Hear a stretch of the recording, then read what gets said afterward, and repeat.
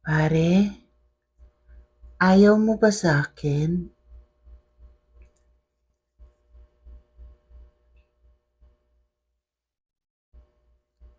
Mare, puwede naman tayo maging magkaibigan.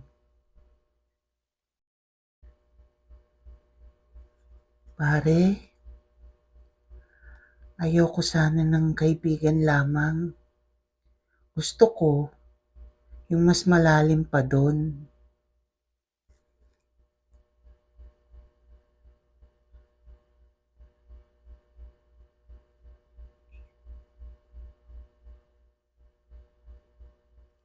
O sige mare, pagbibigyan kita.